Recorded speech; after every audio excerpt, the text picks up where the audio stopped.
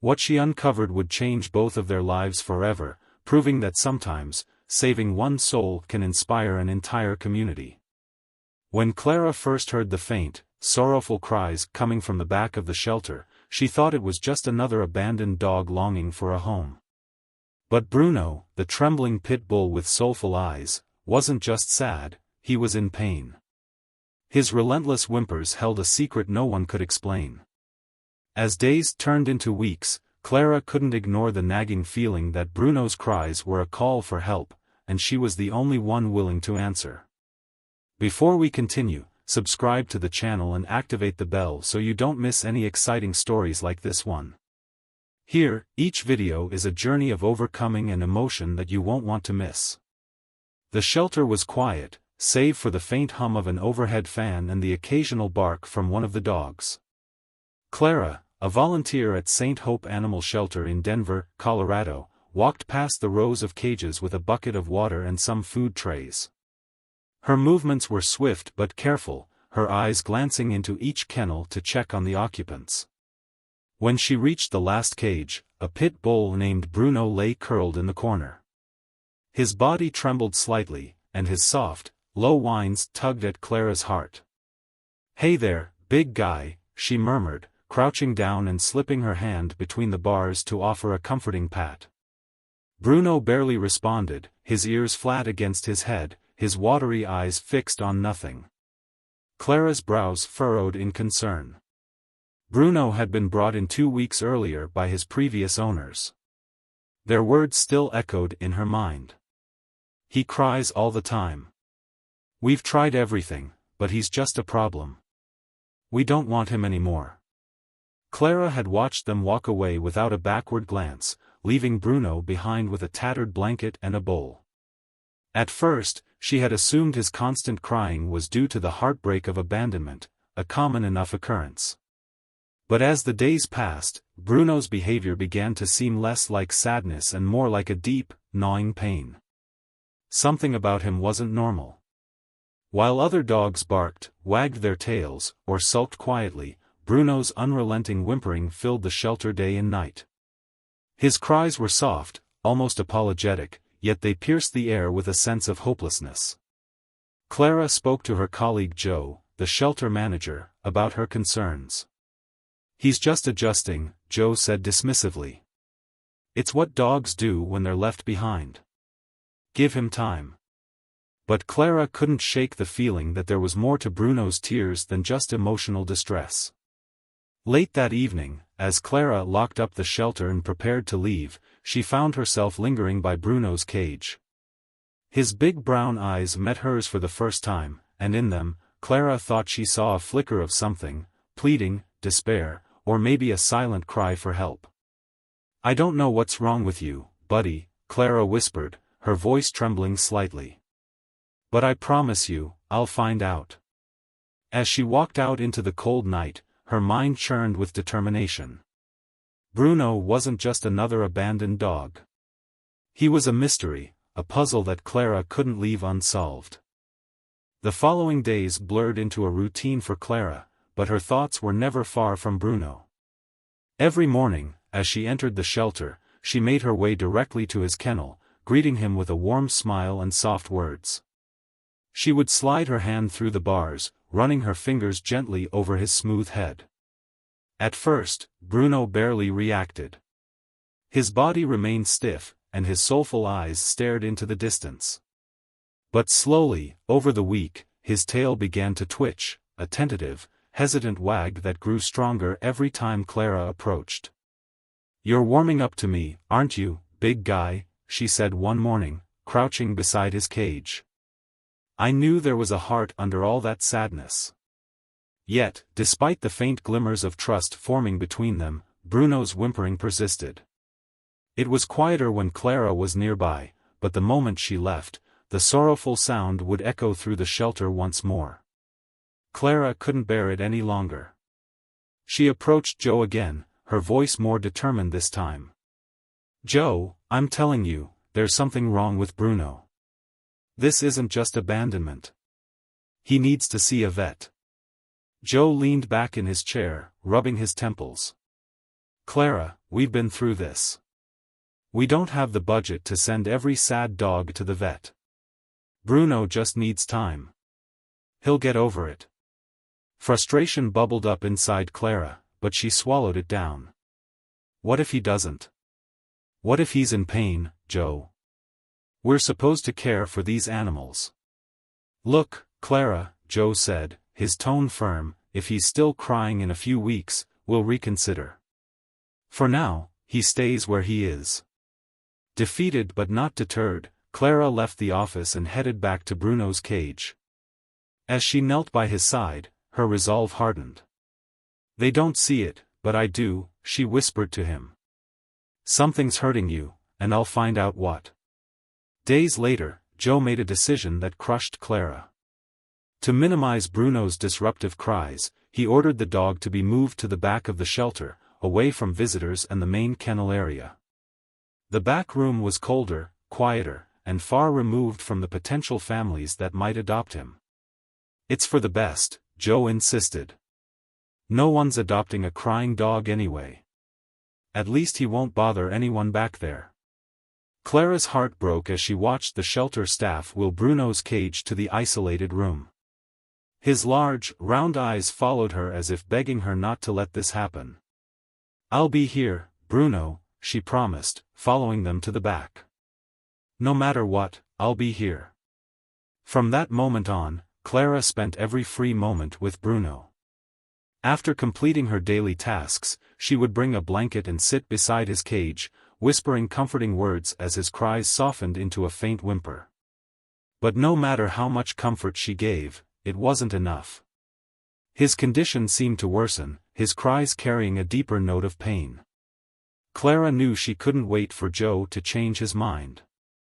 One afternoon, she overheard a conversation between Joe and Dr. Raphael, the shelter's visiting veterinarian.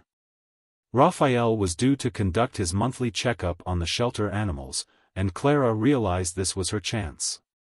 That night, as she sat by Bruno's cage, she leaned close to him. Tomorrow, I'm getting you help, she whispered. I don't care what rules I have to break. Bruno lifted his head slightly, his tail wagging faintly, as if he understood. The next day, Clara arrived at the shelter early, her nerves buzzing with anticipation. Dr. Raphael's monthly visit was the opportunity she had been waiting for. She spent the morning helping to prepare the shelter for the veterinarian's arrival, cleaning kennels and organizing files, all while keeping a careful eye on the clock. When Raphael finally walked in, his warm smile and calm demeanor instantly put Clara at ease. Good to see you again, Clara, he said, setting down his bag. How's everything here? Busy, as always, Clara replied with a polite smile. But, there's one dog I'd really like you to check on. Raphael raised an eyebrow, curious. Sure. Which one? Clara lowered her voice and glanced around to ensure Joe wasn't nearby. It's Bruno, the pit bull in the back room. He's been crying non-stop since he got here, and I'm certain it's more than just abandonment. I need your help to figure out what's wrong with him. Raphael frowned thoughtfully. You know I can't do much without Joe's approval. But if you're that worried, I'll take a look, discreetly. Clara felt a surge of relief. Thank you. During lunch, Joe usually steps out for a while. That'll be the best time. True to plan, when the lunch hour came and Joe left the building, Clara led Raphael to Bruno's cage in the back room. The pit bull lay curled up in the corner, his large frame almost limp, except for the faint trembling that Clara had come to recognize as his constant state of distress. Hey, Bruno, Clara said softly, kneeling by the cage. Bruno lifted his head slightly, his tail wagging just once in recognition. Raphael opened the cage carefully and knelt beside the dog. He began his examination with gentle hands, checking Bruno's ears, teeth, and paws. No obvious injuries, Raphael murmured. That's a good sign.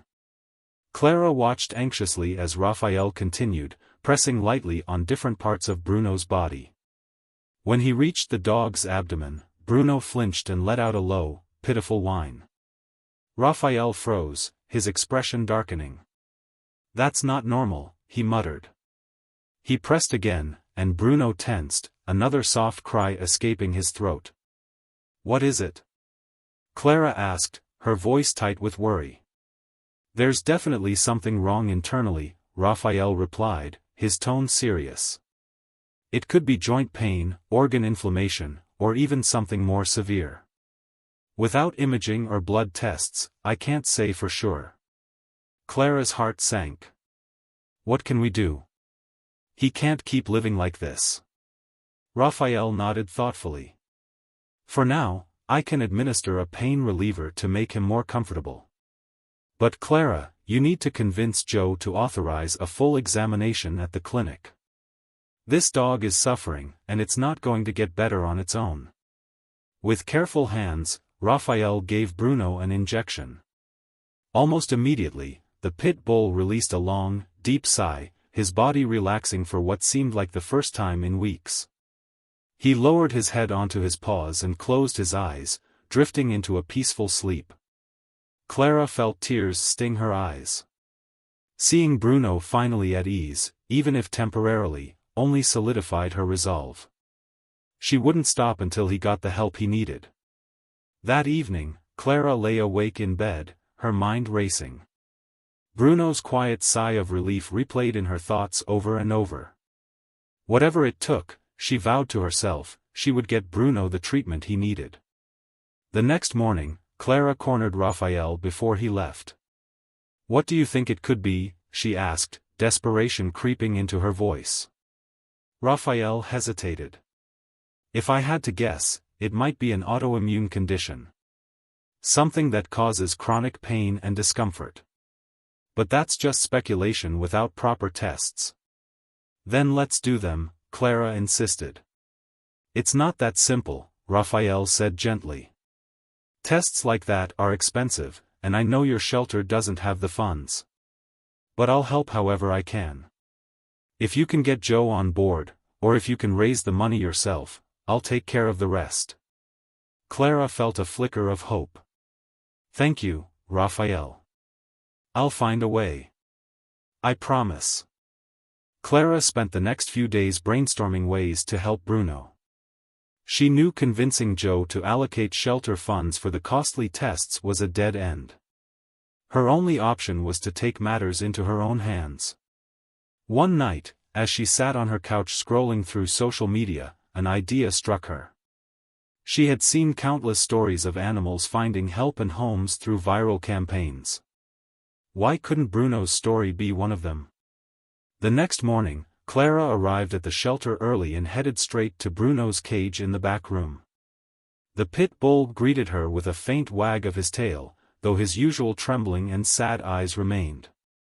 "Okay, buddy," she whispered, crouching by his side. "We're going to share your story with the world. Someone out there will want to help you, I know it." She pulled out her phone and began recording. The video captured Bruno's soulful eyes, his slight whimpering, and Clara's voice as she recounted his story. She spoke of how he was abandoned, how he cried endlessly, and how his suffering turned out to be more than emotional heartbreak. "This is Bruno," she said, her voice breaking slightly. "He's been in constant pain since he arrived at our shelter. He deserves a chance to live without hurting, but we can't do it alone. Please help us get him the treatment he needs." That evening, Clara posted the video online. She shared it on her social media accounts and encouraged friends and family to do the same. She wrote a heartfelt caption explaining Bruno's plight and included a link to a crowdfunding page she had created. The response came slowly at first, likes, comments of sympathy, and a few shares. But as the days passed, the post began to gain traction. Animal lovers from all over started sharing Bruno's story, and donations trickled in. Meanwhile, at the shelter, Joe's patience with Bruno was wearing thin. "Clara," he said one afternoon, cornering her in the office, "the back room isn't a long-term solution. Bruno's crying is disruptive, and it's turning away potential adopters. If this continues, we'll have to make some hard decisions. Clara froze. She knew exactly what Joe meant. If Bruno couldn't be rehomed or treated, the shelter might deem him unadoptable, resulting in euthanasia. You can't do that. Clara burst out. He's in pain, Joe. He doesn't deserve to die because we don't have the resources. Joe sighed. I don't want to make that call, Clara, but this shelter has limits. If you're serious about helping him, you need to find a solution fast. Clara redoubled her efforts, spending every free moment sharing Bruno's story and reaching out to animal advocacy groups for support. Slowly but steadily, the crowdfunding page grew. One day, she received a direct message from a local reporter who had seen Bruno's video. Your story really moved me, the reporter wrote. Would you be open to a feature on our local news channel? Clara's heart leaped. A news feature could reach hundreds, maybe thousands, of potential donors. Yes, she replied immediately. I'd be so grateful. The following week, Clara and Bruno appeared on the evening news. The reporter filmed segments of Clara interacting with Bruno, showing his timid wags and soft cries, and detailing the shelter's struggles. This dog has suffered enough, Clara said, her voice firm. He deserves a chance to heal. The feature aired, and within hours, Clara's phone was buzzing non-stop. Donations poured into the crowdfunding page, along with messages of encouragement and offers to help. But despite the growing support, Clara knew it wasn't enough yet. The funds raised so far could cover Bruno's initial tests but not the long-term treatment he would likely need. She reached out to Raphael for advice. The support is incredible, Raphael said after hearing the update. If you can cover the tests, we can at least confirm what's wrong. Once we have answers, it'll be easier to rally more support. Clara nodded. I'll do whatever it takes. Let's schedule the tests. For the first time in weeks, she felt like they were on the brink of real progress. The day of Bruno's tests arrived. Clara accompanied him to Raphael's clinic, her heart pounding with a mixture of hope and fear. Bruno, though timid as always, seemed to trust Clara, his tail giving the occasional faint wag as she held his leash. It's going to be okay, Clara whispered, kneeling beside him in the clinic's waiting room. We're finally going to figure this out. Raphael greeted them with his usual calm demeanor. Let's get started.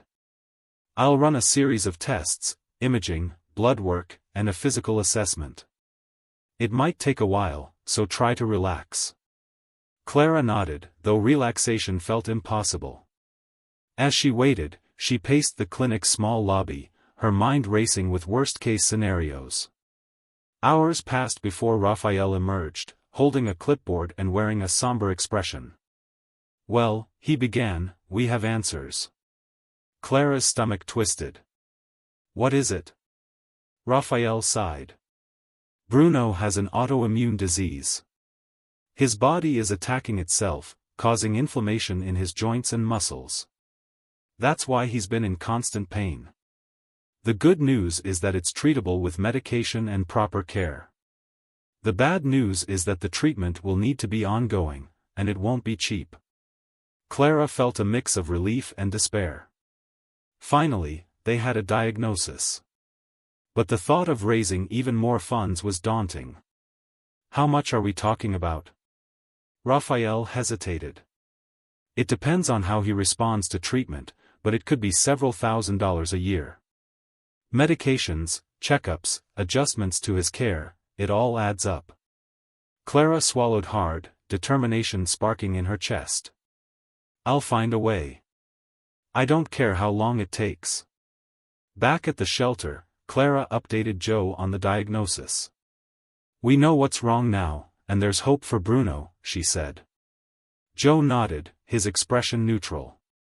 That's great news, but Clara, we can't afford to fund his treatment. The shelter is already stretched thin. Clara clenched her fists.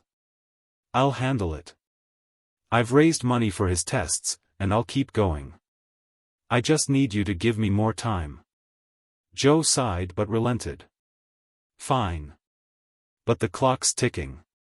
Determined to keep her promise to Bruno, Clara threw herself into her mission. She reached out to every contact she could think of, including Raphael, who suggested organizing a fundraising event. I've talked to some colleagues who would be willing to help, Raphael explained during a phone call. We could hold an adoption fair and include a special feature on Bruno's story. If we make it a community event, we might raise enough to cover his initial treatment. That's a fantastic idea, Clara said, her spirits lifting. Let's do it. Over the next few weeks, Clara and a team of volunteers worked tirelessly to organize the event. Flyers were printed, social media posts circulated, and local businesses donated supplies and prizes. Raphael and his veterinary colleagues offered free checkups for attendees' pets, adding to the event's appeal. The day of the event arrived, and Clara couldn't believe her eyes. The shelter grounds were packed with families, pet owners, and animal lovers. Food trucks lined the parking lot, a band played lively music, and a small stage displayed pictures of Bruno and his story. Clara led Bruno, now slightly more energetic thanks to the initial pain relief treatments, through the crowd. Children stopped to pet him, and adults snapped pictures. He's beautiful, one woman said, kneeling to scratch behind Bruno's ears. I saw his story online. He's so lucky to have someone like you fighting for him. Clara smiled, feeling a flicker of hope. Maybe this could really work. As the day wound down, Raphael approached Clara with a clipboard. His expression was brighter than it had been in weeks. You're not going to believe this, he said, handing her the paper. Clara scanned the total amount raised and gasped, her hand flying to her mouth. This is enough for his treatment. For months, maybe longer. Raphael grinned. And the support keeps coming. People were asking how they can continue to donate. Bruno's story has touched a lot of hearts. Clara looked down at Bruno, who was lying peacefully at her feet. For the first time in weeks, she felt a deep sense of relief. We did it, buddy, she murmured. We're one step closer. The relief Clara felt after the fundraiser was short-lived. Though the money raised was enough to start Bruno's treatment, she knew it wouldn't last forever. As she calculated the long-term costs, medications, routine checkups, and possible emergencies, she realized she needed to make significant changes in her own life to ensure Bruno's continued care. One evening, sitting in her modest apartment, Clara scrolled through rental listings. Her current place was cozy but expensive. If she moved to a smaller, cheaper unit, she could save enough to cover Bruno's ongoing expenses. The decision weighed heavily on her, but when she looked over at Bruno, now curled up peacefully on her couch, she knew it was the right thing to do. The next week was a whirlwind of packing and planning. Clara found a small house with a fenced yard, a perfect space for Bruno to roam safely. It wasn't as comfortable as her previous apartment, but it was exactly what they needed. New beginnings, Bruno, Clara said as she unpacked boxes in their new living room. The pit bull wandered around the house, sniffing every corner, his tail wagging faintly. He seemed calmer, less withdrawn. Meanwhile, Raphael had begun Bruno's treatment. The initial doses of medication worked wonders, reducing his pain and giving him the energy to move more freely. Clara noticed small but significant changes. Bruno began wagging his tail more frequently, lifting his head when she entered the room, and even barking softly when excited. But progress wasn't always smooth. On some days, Bruno seemed to regress, his cries returning and his movements stiffening. During those moments, Clara felt the weight of the journey ahead. We're in this together, Bruno, she would whisper, stroking his head. No matter what. One afternoon, while Clara was sorting through donations that had come in after the fundraiser, Raphael called her with an idea. You know, Clara, he began, Bruno's story has inspired a lot of people. I think we can do more than just help him. What if we started a fund to assist other animals in similar situations? Use Bruno as a symbol of hope. Clara paused, the idea taking root in her mind. That sounds incredible, Raphael. But where would we even start? I'll reach out to some contacts, Raphael said. And I'm sure many of the people who supported Bruno would love to help other animals too. You've already built a network through his story, let's use it. As they worked to establish the fund, Clara made another difficult decision. She sold her car, opting to rely on public transportation. The sale added a significant amount to Bruno's care fund, and though it meant sacrificing convenience, Clara knew it was worth it. Bruno, you've changed my life, Clara said one evening as she watched him nap in the sunlit corner of their new yard. And I'll keep fighting for you, and for others like you, for as long as I can. Bruno's progress continued, his personality blossoming as the treatment took hold. He began playing with toys, rolling in the grass, and greeting Clara with a wagging tail every time she came home. For the first time since she met him, Clara saw joy in his eyes. "Look at you, big guy," she said, smiling as he trotted toward her with a ball in his mouth. "You're finally living." The bond between Clara and Bruno deepened as they settled into their new routine. Every step of the way, Clara was reminded of the power of compassion and resilience, not just Bruno's, but her own as well. Bruno's transformation was nothing short of miraculous. His once trembling frame now moved with strength and grace, and his eyes, once clouded with pain, sparkled with life. For Clara, every small victory, a wagging tail, a playful bark, was a reminder of how far they had come. But her mission was far from over. The fund inspired by Bruno's story began to take shape. Raphael worked tirelessly with Clara, reaching out to animal welfare groups and community leaders. With their combined efforts, they launched the Bruno's Hope Foundation, a program dedicated to providing medical care for animals in need. The foundation's first campaign was a huge success. They held a community event, inviting families to bring their pets for free checkups, vaccinations, and even a chance to meet Bruno. The day was filled with laughter and warmth. Bruno, now a local celebrity, wagged his tail at everyone who approached, basking in the affection. Children giggled as they petted him, and adults marveled at his recovery. "Is this really the same dog?" a woman asked, scratching behind Bruno's ears. Clara nodded, her heart swelling with pride. "He is. And now, thanks to him, we can help so many others." As the foundation grew, so did Clara's sense of purpose. The challenges she had faced with Bruno taught her resilience, compassion, and the power of never giving up. Every donation, every life saved, felt like a victory in their shared journey. Back at home, Bruno's playful energy filled the little house. He had grown into a symbol of hope, not just for the animals Clara helped, but for Clara herself. One quiet evening, Clara sat on the back porch, watching Bruno chase a ball in the yard. The sun was setting, casting a golden glow over the grass. Bruno trotted back to her, ball in his mouth, and dropped it at her feet. "Good boy," Clara said, laughing as she tossed the ball again. As Bruno dashed after it, Clara reflected on their journey. There had been moments of despair and exhaustion, but each hurdle only strengthened their bond. "You saved me as much as I saved you," she whispered, watching him return with the ball. Bruno leaned his head against her knee, his eyes full of gratitude. It was as if he understood every word. In the months that followed, Bruno's story continued to inspire. Letters poured in from people moved by the pit bull's journey, many sharing how they had been inspired to adopt or care for animals in need. One day, Clara received an email from a woman in another state. "Because of Bruno's story, I adopted an older dog from a shelter. I was scared at first, but seeing what you did gave me the courage to try. Now I can't imagine life without her." Clara wiped away tears as she read the message, realizing that Bruno's impact extended far beyond what she could have ever imagined. As the foundation thrived, so did Clara and Bruno.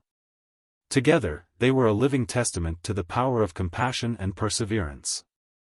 And every evening, as Clara watched Bruno nap peacefully at her feet, she knew that their journey wasn't just about saving one dog's life, it was about creating a legacy of hope that would continue long after their story began. If you liked this story and want more content like this, leave a like, share it with someone you know will be moved by it, and of course, subscribe to the channel. Together, we will explore inspiring stories and moments that touch the heart. Until the next video.